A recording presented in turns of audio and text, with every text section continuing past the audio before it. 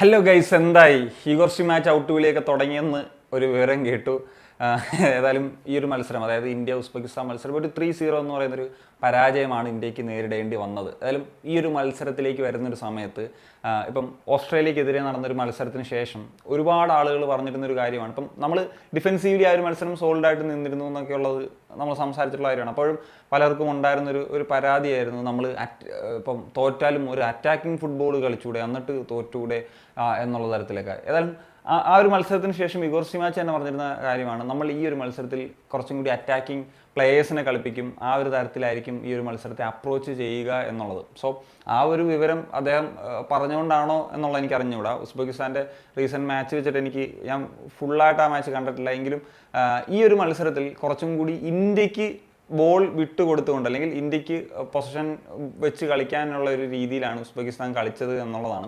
എങ്കിലും 3-0 എന്ന് പറയുന്നൊരു പരാജയം നേരിടേണ്ടി വന്നു. ഇപ്പം ഞാൻ പറഞ്ഞാൽ ബോൾ പൊസഷൻ 53 ഇന്ത്യക്ക് ഉണ്ടായിരുന്നത്. അതുപോലെ തന്നെ പാസസ് 500+ ആയിരുന്നു. അതുപോലെ ഷോട്ട് ഓൺ ടാർഗറ്റ് 3, ഷോട്ട്സ് എനിക്കൊന്ന് 7 ആണെന്ന് തോന്നുന്നു. സോ അത്രയും ഒരു അറ്റാക്കിങ് കാര്യങ്ങളൊക്കെ വന്നു. പക്ഷേ നമുക്ക് ഈ ഒരു മത്സരത്തിലേക്ക് വരുമ്പോൾ റിസൾട്ട് വളരെ ഒരു മോശം റിസൾട്ടാണ്. 3-0 എന്ന് പറയുന്നൊരു റിസൾട്ട് നമുക്കൊരു പരാജയപ്പെടേണ്ടി വന്നു. അപ്പം നിങ്ങൾ ഈ ഒരു മത്സരത്തിലെ ഗോളുകൾ ഒന്ന് ശ്രദ്ധിക്കുക.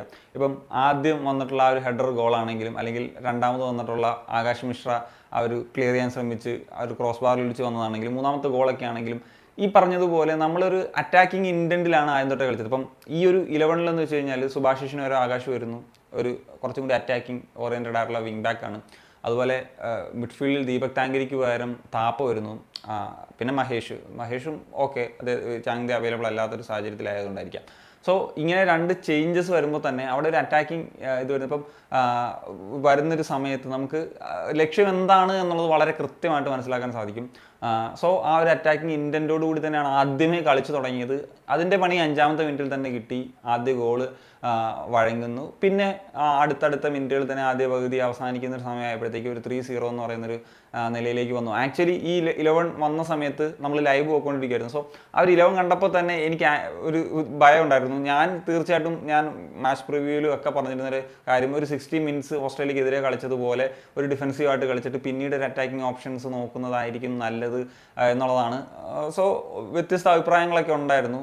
പക്ഷേ ഈ ഒരു മാച്ചിൽ ആ ഒരു സമീപനമല്ലായിരുന്നു ആദ്യമേ ഒരു അറ്റാക്കിംഗ് കളി. ഞാൻ മുമ്പ് ഇപ്പോൾ മലേഷ്യ ജോർദാൻ മാച്ച് ഒരു എക്സാമ്പിൾ നമുക്ക് റെഫർ ചെയ്യാവുന്നൊരു മാച്ച് എന്ന നിലയിൽ പറഞ്ഞാണ്. അതിൻ്റെ എനിക്കൊരു ദേജാവ് ഫീലാണ് ആദ്യത്തെ ഒരു മിനിറ്റുകളിലൊക്കെ സംഭവിച്ചത്. ഇപ്പം പറഞ്ഞ പോലെ നമുക്ക് അറ്റാക്കിംഗ് മൂവ്സ് ഒക്കെ നമുക്ക് വന്നിട്ടുണ്ട്. പക്ഷേ ഈ പറഞ്ഞതുപോലെ ഒരു റിസൾട്ട് നോക്കുന്നൊരു സമയത്ത് 3-0 എന്നുള്ളൊരു തോൽവി അത്ര നല്ലതല്ല.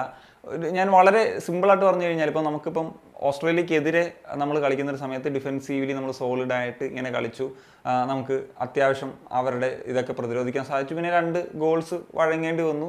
പക്ഷേ ഈ ഒരു ഉസ്ബെക്കിസ്ഥാൻ എന്ന് പറയുന്നൊരു രാജ്യത്തിനോട് കളിക്കുന്നൊരു സമയത്ത് നമ്മൾ ഈ പറഞ്ഞതുപോലെ അറ്റാക്കിംഗ് ഇത് വരുന്നു. സോ നമ്മൾ ആ ഒരു ട്രാൻസിഷൻ, അതാണ് നമ്മളും ഉസ്ബെക്കിസ്ഥാനും തമ്മിലുള്ള ഒരു വ്യത്യാസം എന്ന് പറഞ്ഞു കഴിഞ്ഞാൽ. അവരുടെ ട്രാൻസിഷൻസ് ഒക്കെ എന്ന് പറഞ്ഞു കഴിഞ്ഞാൽ തീയായിരുന്നു. നമ്മുടെ ഒരു ട്രാൻസിഷൻ എന്ന് പറഞ്ഞു കഴിഞ്ഞാൽ, ഇപ്പോൾ നമുക്ക് ആ ഒരു അറ്റാക്കിങ്ങിലോട്ട് പോയിട്ട് ഡിഫെൻസീവ്ലി ആ ഒരു ഷേപ്പ് ആകുന്നതിന് മുമ്പ് അവർ ബോക്സിലെത്തുന്നു. നിങ്ങൾ മനസ്സിലാക്കാൻ സാധിക്കും, അവർ കുറച്ച് മൊമെൻറ്റ്സ് ഈ പറഞ്ഞ പോലെ ബോക്സിലെത്തിയിട്ടുള്ളൂ. ഇതിൽ പലതും, അല്ലെങ്കിൽ മെജോറിറ്റി ഓഫ് ചാൻസും അവർ ഗോളാക്കി മാറ്റിയിട്ടുണ്ട് എന്നുള്ളതാണ്. അതാണ് അവരുടെ പ്രത്യേകത. പിന്നെ ഉസ്ബെക്കിസ്ഥാൻ എന്ന് പറയുന്ന ഒരു കൺട്രി, ഞാൻ പറഞ്ഞിരുന്നു നമുക്കൊരു ഡ്രോ കിട്ടിയാൽ പോലും അതൊരു വലിയ ബോണസ് ആയിരിക്കും എന്നുള്ളത്. അത് വെറുതെ പറഞ്ഞതല്ല, ഞാൻ പലപ്പോഴായിട്ട് പറഞ്ഞിട്ടുണ്ട്. ഇപ്പം അവർ മെക്സിക്കോക്കെതിരെ ഡ്രോ പിടിക്കുന്നു, അല്ലെങ്കിൽ ഏഷ്യയിലെ ബിഗ് കൺട്രീസ് ഇറാനെതിരെ ഡ്രോ പിടിക്കുന്നു, വലിയ ഒമാനെതിരെ 3-0 ആയിട്ടുള്ള വിജയം, അങ്ങനെ ഒരു നല്ല റിസൾട്ട് ഉണ്ടാക്കിയിട്ട് വരുന്നൊരു ടീമാണ്. സോ അവർ സിറിയക്കെതിരെ ഒരു ഡ്രോ നേടിയതായിരുന്നു പല ആളുകൾക്കും പ്രതീക്ഷ. സോ ഇപ്പം മനസ്സിലാക്കേണ്ടത് സിറിയയും വളരെ ഒരു നല്ല തരത്തിലൊരു സ്ട്രോങ് ആയിരുന്ന ഒരു ഒപ്പോണൻ്റ് ആയിരുന്നു എന്നുള്ളതാണ്. സോ എന്താ പറയുക, നമുക്കൊരു കാര്യം പറയുമ്പോൾ നമുക്കൊരു പല കാര്യത്തിലും ഒരു അറ്റാക്കിംഗ് ഇതിലൊക്കെ വെച്ചിട്ട് കളിക്കാൻ പറ്റും എന്നുള്ളതുണ്ട്. പക്ഷേ ആ ഒരു സമയത്ത് വരുമ്പോൾ, ഇങ്ങനത്തെ ബിഗ് കൺട്രീസിനെതിരെ കളിക്കുന്ന സമയത്ത് നമ്മൾ ഈ പറഞ്ഞ പോലെ ഗോള് വാങ്ങിക്കൂട്ടാനുള്ള സാഹചര്യങ്ങളും സാധ്യതകളും വളരെ കൂടുതലാണ് എന്നുള്ള കാര്യം കൂടി ഇതിൽ മനസ്സിലാക്കേണ്ടതുണ്ട്. പിന്നെ സെക്കൻഡ് ഹാഫിൽ സബ്സ്റ്റിറ്റ്യൂഷൻസ് ഒക്കെ വന്നു. ഇപ്പോൾ രാഹുൽ KPയുടെ ഒരു നല്ല റൺ ഉണ്ടായിരുന്നു, പക്ഷേ അത് കോർണർ കിക്കാക്കി വന്നു. അതുപോലെ കോർണർ രാഹുൽ ബേക്കെ അടിച്ചിട്ട് അത് നല്ല സേവ്, അവരുടെ ഗോൾ കീപ്പറുടെ 2 കിടിലൻ സേവ്സ് ഉണ്ടായിരുന്നു. സോ അത് ഗോൾ ചാൻസസ് ഹൈ ആയിട്ടുള്ള 2 ഇതായിരുന്നു. അതുപോലെ എനിക്ക് ഇഷാൻ പണ്ഡിത സെക്കൻഡ് ഹാഫിൽ ഇറങ്ങിയിട്ട് ചേത്രിക്ക് വരക്കാൻ ഒരു നല്ല ചാൻസ് ആയിരുന്നു. പക്ഷേ ഒട്ടും പേസ് ഇല്ലാത്ത, എനിക്കറിയത്തില്ല, സാധാരണഗതിയിൽ സ്ട്രൈക്കേഴ്സിന് വളരെ ആവശ്യമായിട്ടുള്ളൊരു കാര്യമാണ് ഒരു പേസ് ആയിട്ടുള്ള ഒരു പ്ലെയർ ആകുക എന്നുള്ളത്. ഞാനപ്പം ഒന്ന് ഫ്ലിപ്പായിട്ട് ആലോചിച്ച് നോക്കി, ഇത് അവരുടെ ടീമായിരുന്നു എന്തായിരിക്കും സംഭവിക്കുക. ഒരു ഒന്നാമത്തെ റൺ എടുത്ത് അവരുടെ സെൻറ്റർ ബാക്കിനെ പോലും ഇത് ചെയ്യുന്ന തരത്തിൽ അവർ ഗോൾ അടിക്കുന്ന ഒരു സിറ്റുവേഷനിലേക്ക് പോകും. നമുക്ക് ആ ഒരു റണ്ണ് ഒരു 3-4 അടി പോലും ഇഷാൻ പണ്ഡിതയ്ക്ക് വെക്കാൻ കഴിഞ്ഞില്ല എന്നുള്ളതാണ് കാര്യം. സോ ഇതാണ് ഈ ഒരു മത്സരം കണ്ടതിന് ശേഷം ഒരു ആദ്യ രൂപത്തിൽ പറയാനുള്ളത്. അസോൾ എന്ന് പറഞ്ഞു വെച്ചാൽ നമ്മൾ അറ്റാക്ക് ചെയ്യാൻ ശ്രമിച്ചു, ഈ പറഞ്ഞതുപോലെ നമുക്ക് ആ ഒരു സമയത്ത് ഡിഫെൻസീവിൽ അവർക്ക് സ്പേസ് കണ്ടെത്തി അവർ നമുക്ക് ബോൾ പൊസിഷൻ വെച്ച് തന്നെ കളിക്കാനാണ് തന്നത്. വേണമെങ്കിൽ ഇപ്പോൾ നമുക്കൊരു സ്റ്റാറ്റൊക്കെ എടുത്ത് വെച്ച് ആരെങ്കിലും കാണിക്കുകയാണെങ്കിൽ ഉസ്ബെക്കിസ്ഥാനെതിരെ പറഞ്ഞാൽ 53 എന്നും പാസിംഗ് ആക്യുറസി 82 എന്നും അല്ലെങ്കിൽ ഷോട്ട്സ് 9 എന്നും ഷോട്ട് ഓൺ ടാർഗറ്റ് 3 എന്നൊക്കെ കാണിക്കാം. പക്ഷേ നമുക്കൊരു ജി ഡിയിലും ഒരു ഇത് വന്നിട്ടുണ്ട്, അല്ലെങ്കിൽ പോയിന്റ്സ് ഒരു പോയിന്റെങ്കിലും നമ്മൾ ഡിഫെൻഡ് ചെയ്തിരുന്നത് കിട്ടുകയെന്ന ഒരു നഷ്ടമായിട്ടുണ്ട്.